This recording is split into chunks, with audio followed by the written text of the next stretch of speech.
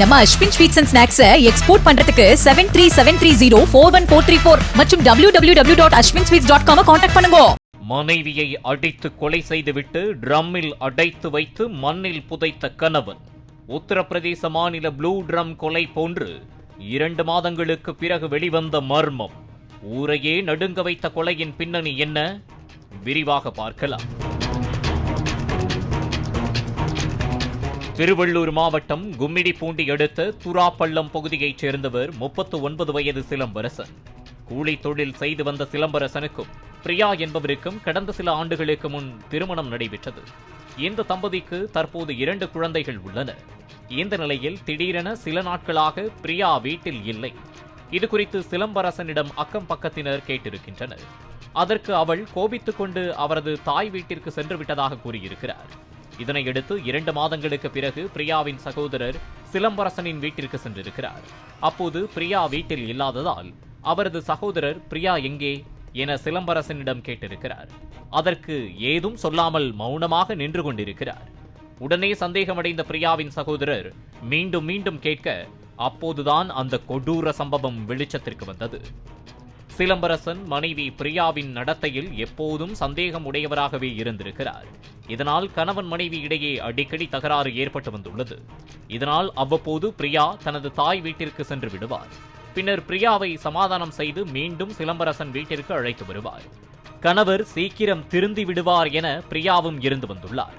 இந்த நிலையில் கடந்த 2 மாதங்களுக்கு முன்பு பிரியா நடத்தையில் மீண்டும் சிலம்பரசனுக்கு சந்தேகம் ஏற்பட்டுள்ளது. அப்போது சிலம்பரசன் பிரியாவிடம் சண்டையிட்டு அவரை முரட்டுத்தனமாக தாக்கியிருக்கிறார். அதில் பிரியா நிகழ்விடத்திலேயே உயிரிழந்தார்.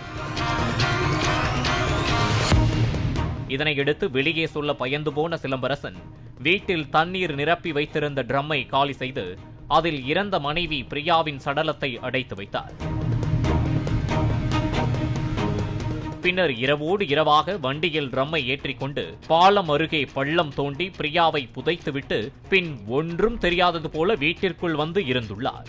இதனைத் தொடர்ந்து பிரியாவை சில நாட்களாக வீட்டில் இல்லாததால் அக்கம் பக்கத்தினர் கேட்க அவர் தாய் வீட்டிற்கு சென்று விட்டதாக சிலம்பரசன் கூறியதால் அக்கம் பக்கத்தினருக்கு அவர் மீது சந்தேகம் வரவில்லை. இதனையடுத்துதான் தீபாவளி பண்டிகைக்காக பிரியாவின் சகோதரர் அவரது வீட்டிற்கு வந்து தனது அக்கா எங்கே என கேட்டிருக்கிறார். அதற்கு சிலம்பரசன் உன் அக்கா நடத்தை சரியில்லாத காரணத்தால் அவளை அடித்து கொலை செய்து புதைத்து விட்டதாக கூறியுள்ளார்.